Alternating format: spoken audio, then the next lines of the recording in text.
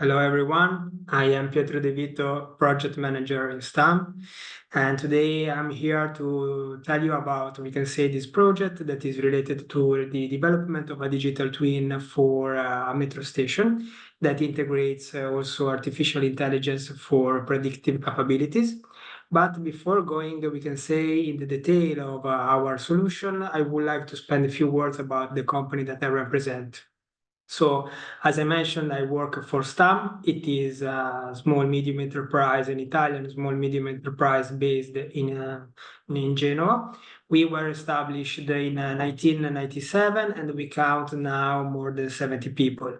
Uh, with the staff is quite young, and this is a factor that I wanted to highlight because this push a lot in the company the innovation aspect. And this, so like we can say, can be also seen in the fact that the company is very proactive in the research framework. This makes STAM one of the top small medium enterprise for project funded in Europe in the context of the Horizon 2020 and the Horizon Europe framework of research. I don't know if anybody is, we can say, aware of this funding framework, but I would like anyway to spend a few words about it.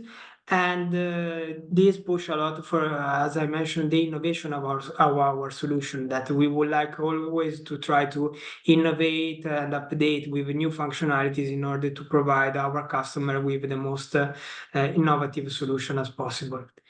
So, as mentioned, we are based in Genoa, that is the headquarters of the company. We have also other offices in Italy, not abroad at the moment. The first is in Rome, then we have also Cagliari in Sardinia and Bari in Puglia. The company works in different fields of the engineering. We are developed up above different business areas. For instance, I work with my team in the engineering solution area. Each area is cross-border actually because we work on different domains. Today, I will talk about, we can say, a simulation model, a digital twin applied to transport and mobility, but we work, for instance, a lot in the logistics, in manufacturing, but also in energy. And the same do the other business area of the company that are cross-sectorial and work and provide their capabilities in different domains when it is requested. So now let's jump to the contents of our solution. As I mentioned, we have developed a digital twin for a metro station here in Genoa. This business challenge slide wanted to, in some way, summarize which was the context in which we have started this project. This was, again, a research project. As I mentioned before, we are very active in the sector. And we have participated to this project with several other key partners. Today, I will focus especially on the work that we have carried out in the context of this project that was, as said, related to the development of the digital twin. The challenge is actually still present because it aims with the increasing demand of transport, and especially for the public transport. The topic that we challenged was in the years of the pandemics. So there was also the problem to develop a solution at support of public transport operators in order to improve the safety and the reduce also the infection of the we can say of COVID in that case. So basically we started the project in that context and we brought on basically with the focus of providing solution that can, we can say, improve and optimize the level of service in general without considering especially the condition in which we were with the pandemics. So basically, this is the architecture that I wanted to share with you. It is incomplete, but is we can say sufficient in order to address the perimeter of what I would like to share with you. So the dark blue, you can say, rectangles that we see is related to the module of the digital twin that we developed. But I wanted to highlight also the fact that the digital twin for us is important also to have the part of the collection of the data and the sensors. Indeed, for us, the digital twin, by definition, is a virtual representation of a system that is able to reproduce the correct dynamics and behavior of that system based on real conditions. And when I say real condition, I mean data conditions that are monitored right now from real sensors like cameras and the example that I put in this slide. So the digital twin is able to replicate the exact behavior of the metro station, in this case, that is happening right now based on the data that we are collecting from the cameras, for instance. Now let's focus more on the digital twin. This is, we can say, a screenshot of the model, of the 3D model that we have developed. The model is referring to one of the main stations here in Genoa that is in the main square of the city, in the city center. And this is a 3D, but we will see then in the video. We will have different windows and views of, we can say, the digital twin in order to provide the end user, like the public transport operator in this case, multiple views and multiple, we can say, points of view to understand which is the situation inside the metro station. In particular, this part of the digital twin allows the end user to monitor what is happening right now. So based on the sensor and the data collected by the sensors, we are injecting the model the corresponding number of agents, in this case pedestrians, or also the train, of course, that are, we can say, registered, are recorded right now. So this is, we can say, the passive part for the end user, because they are just monitoring what they are, which is the situation in the metro station. This part instead is related to predictive simulation. As you know, as you are, of course, expert of AnyLogic, through you simple user interface and several, we can say, functionalities of the libraries of AnyLogic, you can create a simple user interface when the user can interact dynamically with the simulation models, change the values of some parameters, and let's see what happen, what are the effects of such changes in the simulations. But what we did, a part of this, that is basically one of the funding functionalities of our models, is to implement some machine learning algorithms, in particular explainable AI algorithm, that basically have, through which we basically have developed a sort of surrogate model of our digital twin that is able to reproduce and to study all the possibility, the possible casuistics that can verify in these what-if scenarios. I mean, this surrogate model is trained with our based AnyLogic model of the metro station. It is able to find correlation and patterns between the boundary condition, like the initial condition in which the metro station operates, like in this case, the frequencies of the trains, the arrival flows of passengers from the trains or from the entrance of the metro station. And thanks to this, we can say, exploration and the training of the model, this module is able to create all the possible configuration and to export also some rules through which we can read which are the correlation between the causes and the effects of the dynamics of the simulations.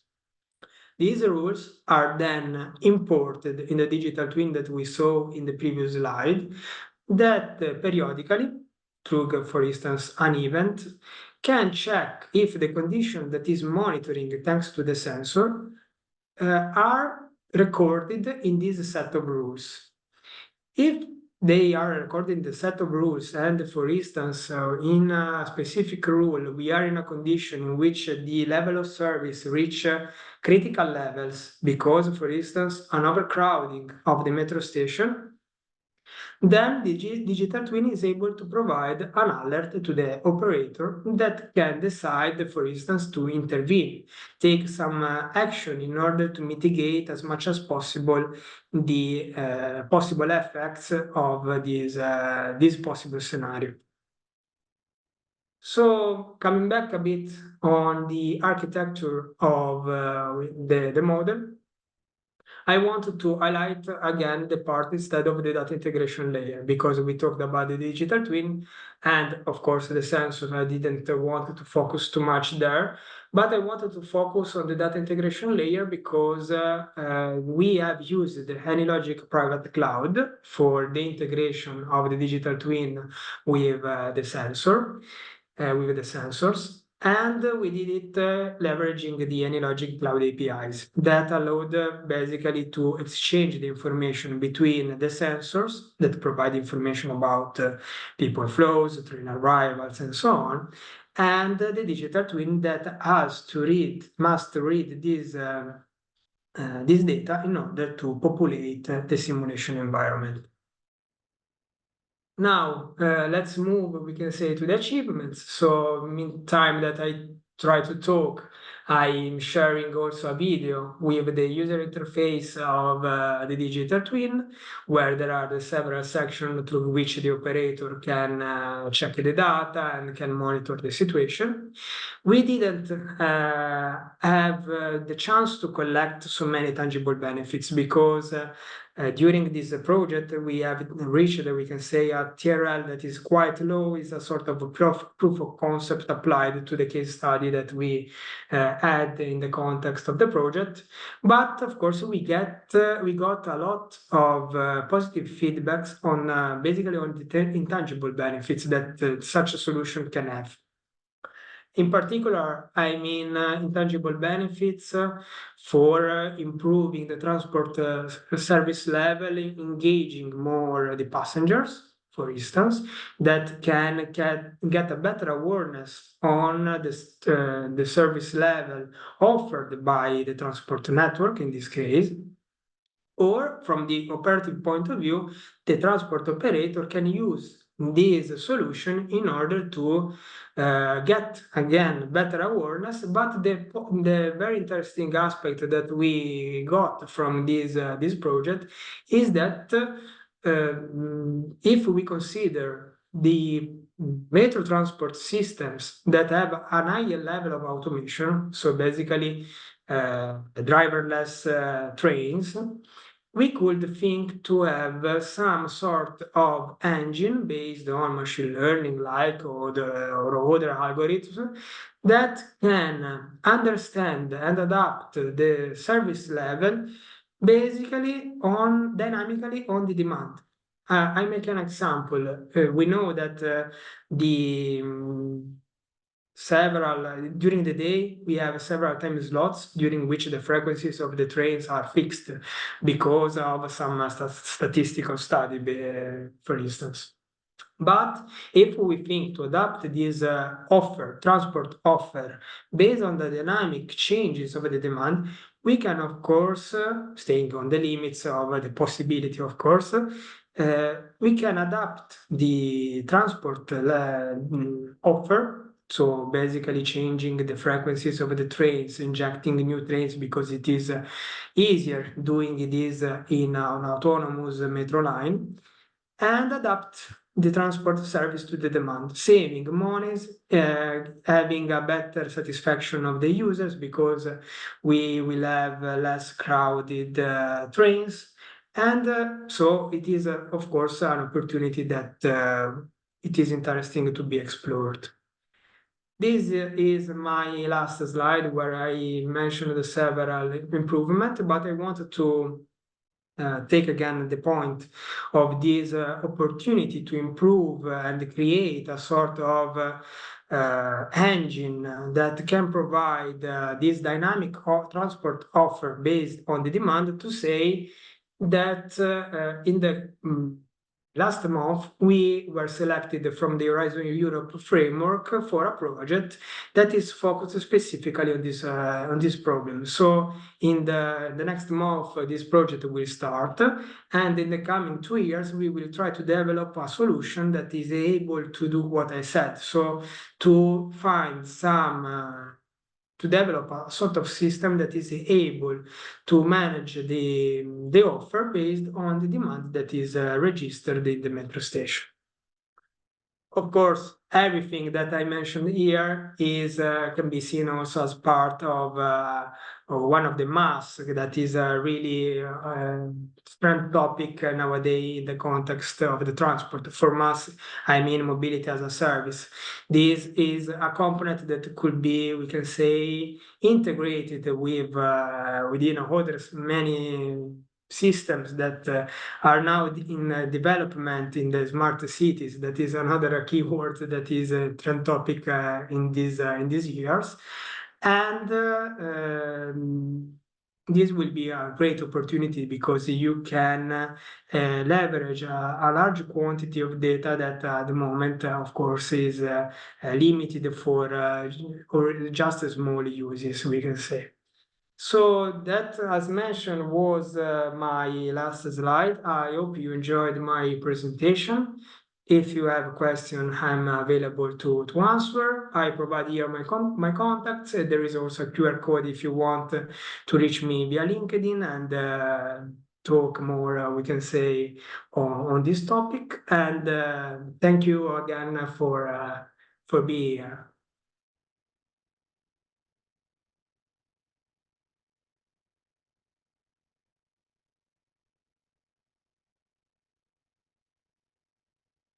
Okay, let me see the questions. I tried to answer, but we have 10 minutes, so I should be able to answer everything.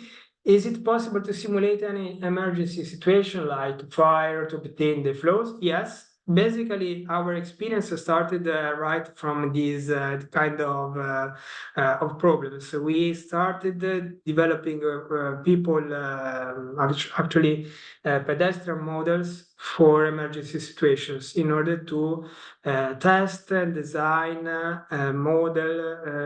design evacuation paths, evacuation procedures, and so on. So this was done not only, we can say, for static situation like just make an emergency, but we did also for several scenarios related to the security, in which we have simulated this also for terrorist threats. If I remember well, in 2021, I participated to AnyLogic Conference with this topic. I brought this topic, so you should be able to find somewhere some reference on AnyLogic. And if not, you can reach me and I can discuss about it. Let's say the second question, does the operator initiate running the predictive simulation model, or does the system automatically run the model and alert the operator to any potential problems? So basically, the system is automatic. So we have tested, we got these rules offline through this training of this surrogate model based on the machine learning. And we implemented this set of rules like a list of if, then, else sentences based on Java, clearly, that are integrated in AnyLogic. AnyLogic through an event that I don't remember actually the frequency, but let's say 5 minutes, check the condition in which the model is. So it records the people flows, the train arrivals, the number of persons on the platform waiting for a train, and cross all these elements in this set of rules and identify if this scenario that is monitoring is inside one of the critical situations. If it is, it alerts the operator that is using the digital twin. And in addition, of course, the train operator can trigger a what-if scenario based on the picture that is monitoring to predict in a short term which will be the condition after 5-10 minutes. So it will able to play with the digital twin also to make predictive simulation practically in real time. And final question, I believe, no, there are several questions. How do you connect your model to sensor camera to get signals information from them? Okay, I am not an IT guy, I want to say this, but basically the models were integrated, the sensor were connected to this data layer integration.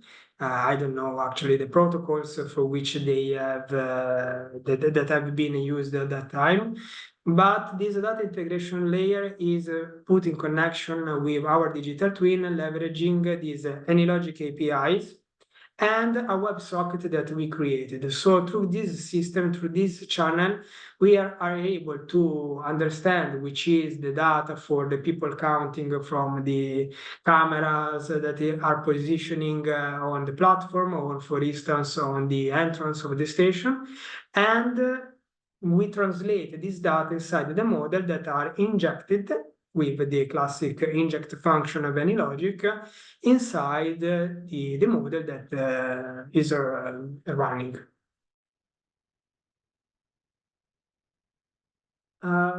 So this question is very similar to what I've just explained. So how do we integrate the real-time data? If you need a future, we can say, explanation on this, please let me know. I will try to give offline answers, forwarding it also to my colleagues. Is Cloud API used here to pass inputs from an external resource, or you also connect it to machine learning? Okay, so the Cloud APIs were used for, as I said, to exchange the data. For the training of the machine learning model, we did, we can say, it offline. It is, we can say, a complex system. Actually, now we have integrated a STAM solution that is named iTravel, that probably in a future conference I will be able to present, thanks to which we have this user interface that has, of course, behind this machine learning, this algorithm, that are able to play the simulation offline, train this surrogate model, and everything is done, yes, in Python, with Python languages, some scripts that are able to trigger the simulation and change also the parameter of the simulation in order to have every time different configurations. How was the simulation? Yeah, it is this. How was the simulation model results validated, and where does the machine learning happen, in AnyLogic or Python? Okay, so I started from the last. The machine learning is done in this code, in this model apart, that is not, we can say, AnyLogic. It uses just the AnyLogic model to train this machine learning model. So it is done, we can say, offline. The simulation, the simulation model have been validated. As you have seen, I can display again maybe quickly. The simulation, the infrastructure that we have simulated is quite easy. You see, these are, you don't see probably perfectly, but there are 3 floors with just 2 metro lines. And basically, since the station is in Genoa, the validation was very easy because we had the opportunity to go on the field and check and count people on the digital twin and on the metro station. We did it several times, and with a great surprise, we got that the model was right. Indeed, we can say with the people flows have not too many opportunities to change paths and so on. So the infrastructure is very linear from this point of view. But we used also some, we can say, research on the field in order to collect the statistics on how people move and choose, we can say, the different paths. Also, basically on how many people choose escalators or lift or simply the stairs. And we use this data in order to configure inside the simulation, inside the model, the preferences of the user. This is basically based on statistics, so these are not based on real-time data. But the result was very good. Was very good. Of course, the the infrastructure helped a lot to have an easy validation in this sense. But we did it we did a similar validation campaign also for a bigger infrastructure, not with a digital twin, because we didn't have real-time sensors that were integrated at that time, but we did it quite well also for bigger infrastructure. And how many? 4 minutes. So, okay. How big is the data set used for this simulation? It's a good question. I don't know how much we can try to say that which could be the size of this data set, because the training, first of all, of the machine learning model was done quite automatically. I mean, the surrogate model stops to get to run simulation as soon as it is able to reproduce all the significant scenarios that can be representative for the context we have used. So this is something that is done, you can say, automatically from our tool. But what I may say on this sense is that for training these data sets, of course, it depends from the complexity of the infrastructure and the number of variables that we have, but it can take also a week for training the model and to test, of course, all the possible casuistics. This number is very, we can say, I know, quite generic, because the station is little. You don't know how many variables we had, and also the range in which this variable can take values. But the data set can change a lot in function of the complexity of the model. I believe that we were quite lucky in having just, for instance, a week to get some representative data for our study here.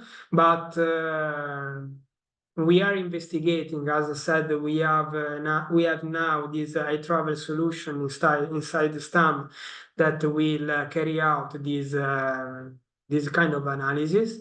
And in this new project that will start the next month, we will have a lot of work that we have to do in order to increase, especially the TRL of this solution, because we would like to invest a lot on it. 1 minute to answer the last question. Are there action recommendations from the digital twin that are automatically sent to the real system?